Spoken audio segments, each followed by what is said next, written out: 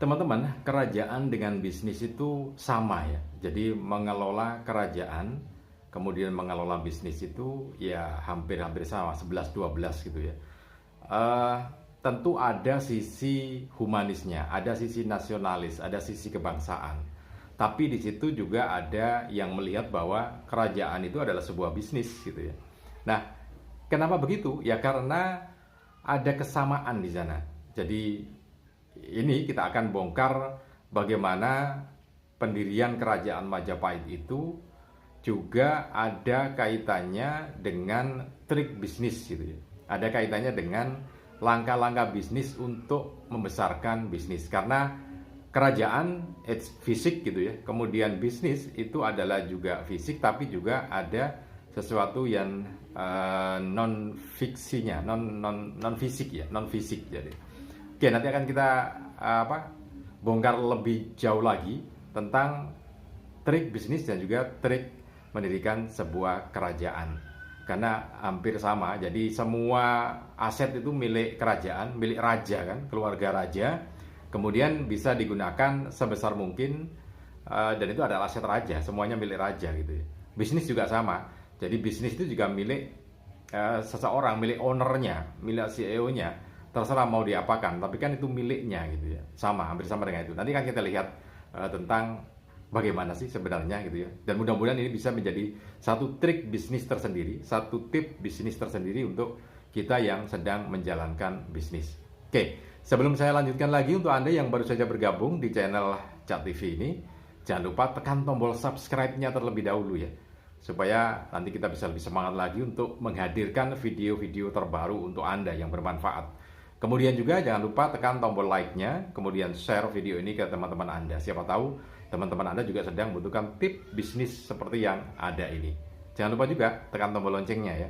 Oke, jadi begini, kerajaan itu adalah milik raja kan gitu. Raja adalah perwakilan dewa yang ada di bumi, dan itu adalah milik raja. Semuanya milik raja. Masyarakat yang datang ke situ ya membayar pajak, menyewa kan gitu. Kemudian keuangan itu masuk ke kerajaan. Nah, di kerajaan akan diputar, akan digunakan. Ya kalau rajanya bijaksana, alhamdulillah kan gitu, masyarakatnya bisa makmur. Tapi kalau rajanya raja lalim, ya sudah, nggak akan banyak yang ke situ gitu ya. Nah, bisnis juga begitu. Kalau bisnis itu berkah gitu ya, memberikan manfaat untuk masyarakat semua, ya tentu akan banyak yang meminati bisnis itu, ikut di situ, memberikan bisnis itu tambah besar gitu ya. Misalkan media sosial sekarang, Facebook gitu, itu adalah sebuah bisnis, tapi di situ membawa keberkahan untuk orang-orang yang menjalin komunikasi dan juga yang lainnya, sehingga itu akan semakin besar gitu ya. Nah, kita akan lihat awalnya seperti apa, trik seperti apa yang diterapkan oleh kerajaan Majapahit itu kemudian bisa menjadi satu trik bisnis untuk kita semua itu ya. Oke, begini. Jadi kerajaan Majapahit itu sendiri didirikan di sebuah hutan tarik gitu ya. Hutan tarik yang ada di wilayah Mojokerto, sekarang itu Trowulan. Itu adalah hutan. Nah, tentu saja karena ini membuka sesuatu yang baru, tentu butuh orang-orang yang untuk ikut berdiam di situ. Bayangkan kalau kerajaan nggak ada masyarakatnya kan ya percuma. Raja sendiri ya nggak bisa jadi raja kalau nggak ada masyarakatnya. Nah, karena itu Raja pertama kerajaan Majapahit, Raden Wijaya atau Dia Sanggrama Wijaya ini memberikan atau menggunakan trik tertentu untuk menarik masyarakat supaya ikut dan berdiam di situ, membangun kerajaan itu lebih besar. Di antaranya adalah yang pertama itu memberikan penghargaan terhadap orang yang mau ikut bersama membangun kerajaan Majapahit itu ya. Jadi mereka diundang.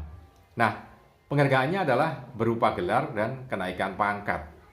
Misalkan orang yang ini seperti yang saya kutip dari tulisan Profesor sejarawan Profesor Slamet Mulyana yang menuliskan di situ tentang menuju kemegahan, puncak kemegahan sejarah kerajaan Majapahit gitu ya. Buku itu menceritakan bahwa diberikan penghargaan dan juga kenaikan pangkat, dan itu disesuaikan dengan keahlian dan kondisi penampakan dari orang yang bersangkutan. Jadi kalau orangnya itu misalkan pandai sastra gitu ya, pandai menulis, kemudian juga kalimat-kalimat yang disampaikan juga indah bagus, maka diberi nama Suprayoto. Suprayoto kan gitu ya. Kemudian ada yang suaranya keras gitu ya, keras dan mengagetkan orang, mungkin menakutkan, diberi nama Janua kan gitu ya. Kemudian juga ada perempuan gadis gitu, cantik, pandai, diberilah gelar Roro Sinduro. Kemudian ada yang ya lain macam-macam. Nah, itu adalah penghargaan terhadap seseorang. Kenaikan pangkat juga. Nah, itu penghargaan terhadap orang yang mau ikut kan begitu. Supaya mereka mau, dan itu dilaksanakan resmi, artinya diekspos gitu ya, diekspos pada waktu itu karena tempatnya di Paseban. Jadi mereka semua dihadirkan, kemudian diberikan gelar satu persatu. Ya sama dengan negara sekarang ini, kalau memberikan penghargaan terhadap masyarakatnya yang berjasa itu kan didatangkan, diekspos gitu ya. Tapi waktu itu tentu tidak maju ini medianya, sehingga ya tentu saja tetap ada pujangganya di sana yang menulis itu kan begitu ya. Nah, jadi dihadirkan di Paseban. Paseban adalah tempat yang terhormat gitu ya untuk orang-orang masyarakat waktu itu. Nah, itu satu di antaranya. Nah, bagaimana dengan perusahaan? Apakah sama? Iya, sama.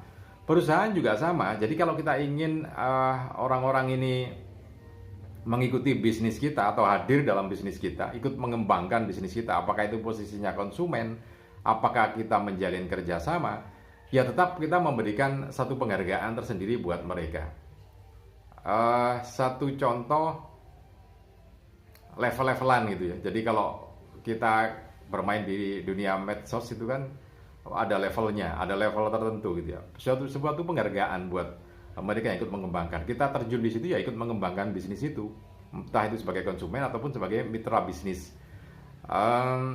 Itu yang dipakai. Jadi menarik perhatian, kemudian memberi penghargaan. Nah, di dunia bisnis ya sama ya, seperti di Facebook itu kan menarik perhatian, kita memberikan penghargaan. Facebook misalnya menarik perhatian masyarakat, kemudian memberikan penghargaan di situ. Diberikan penghargaan terhadap mereka yang mampu atau punya keahlian level tertentu, diberikan kesempatan gitu ya. Jadi hampir sama. Nah, itu yang kita dapatkan triknya dari Kerajaan Majapahit. Kemudian yang berikutnya, mereka yang sudah berjasa terhadap kerajaan itu juga diberikan penghargaan, gitu kan? Diberikan penghargaan. Nah, sebagai satu contoh, ketika Majapahit itu berdiri gitu ya, sudah berdiri kokoh dan diproklamirkan sebagai kerajaan, karena sebelumnya kan hanya tanah perdikan ya. Jadi hanya tanah perdikan sebagai lahan untuk membuktikan pengabdian Raden Wijaya kepada kerajaan Kediri kan gitu, karena sudah meruntuhkan Singasari gitu kan. Ya kemudian berdiri, akhirnya diproklamirkan sebagai kerajaan, kan banyak orang yang berjasa di situ. Ada panglimanya, ada mereka yang mengatur strateginya, semuanya kan punya jasa, diberikan posisi masing-masing gitu ya. Ada penghargaan terhadap mereka yang sudah berjasa, apakah sebagai panglima, apakah sebagai menteri, apakah sebagai mahapati kan gitu ya, apakah sebagai adipati di tempat lain. Nah, itu adalah bentuk penghargaan terhadap mereka yang sudah berjasa. Demikian juga dengan bisnis kita.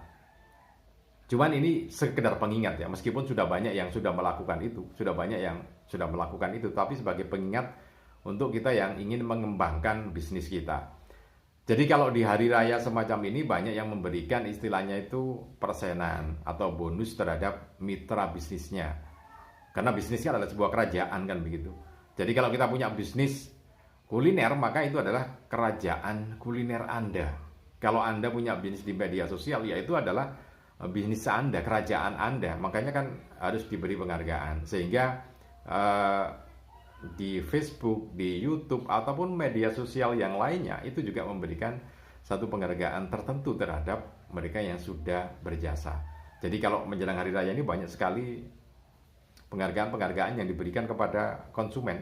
Ya karena mereka, kalau ibarat bisnis Anda itu adalah sebuah kerajaan, ya memang harus dikembangkan, diberikan penghargaan. Nah, nanti mereka akan loyal, lebih loyal lagi, dan ikut mengembangkan, memajukan bisnis Anda. Nah, itu beberapa contoh tentang bagaimana trik di kerajaan yang digunakan oleh Majapahit itu yang bisa kita pakai. Jadi menjalin komunikasi ya. Jadi pertama tadi itu mengundang orang untuk tertarik pada bisnis kita, ikut dalam bisnis kita, apakah sebagai konsumen ataupun mitra dari bisnis kita. Sebagai konsumen tentu saja pembeli ya, yang membeli barang-barang kita, kemudian juga mengkonsumsi produk-produk kita. Kemudian sebagai mitra itu mungkin supplier dan segala macam. Semua memang harus diberi penghargaan sesuai dengan kapasitasnya masing-masing. Jadi kalau konsumen ya penghargaannya ini mungkin bisa berupa diskon atau yang lainnya gitu ya. Pokoknya bentuk sebuah penghargaan. Jadi tidak melulu materi, tapi juga penghargaan yang lainnya. Meskipun materi juga bagian dari terpenting untuk sebuah penghargaan itu kan gitu ya. Nah, mitra bisnis juga diberikan penghargaan tersendiri. Jadi ya memang seperti itu. Jadi kalau kita sekarang itu mau mendirikan kerajaan ya tentu agak sulit, karena kan kalau dulu model kerajaan itu kan fisik ya. Jadi seperti di Indonesia dulu ada kerajaan yang ada di Aceh, di Sumatera, di Jawa, Kalimantan gitu kan ya. Di Indonesia Timur itu kan kerajaan-kerajaan, dan itu mengklaimkan karena berdasarkan fisik tanah yang ada, wilayah pertanahan yang ada waktu itu. Masih bisa. Nah, kalau sekarang kan sudah modern, kita mengklaim pertanahan tertentu ya sulit. Sulit karena semuanya di bumi sudah diklaim oleh negara masing-masing, sehingga untuk basic fisik dari sebuah kerajaan dengan pertanahan itu sulit, sehingga yang bisa dilakukan adalah kerajaan bisnis. Bisnis butuh fisik, iya, tetapi perbesaran bisnis itu sendiri yang memang tidak bisa dibatasi sebetulnya. Anda mau membesarkan bisnis sebesar apa, nggak ada yang batasi kan itu ya.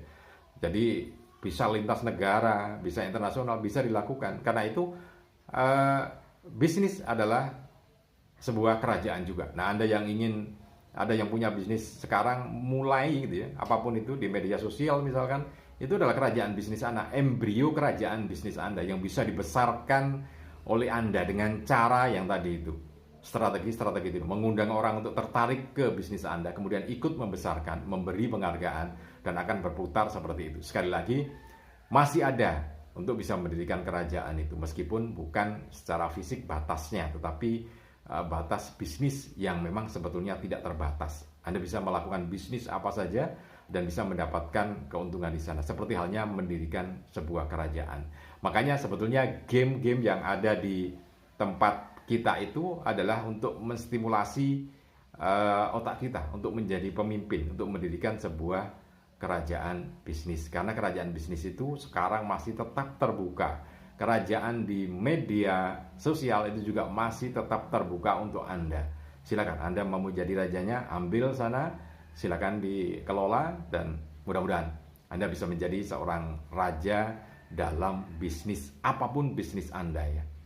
Oke, terima kasih. Salam dan sukses selalu untuk Anda.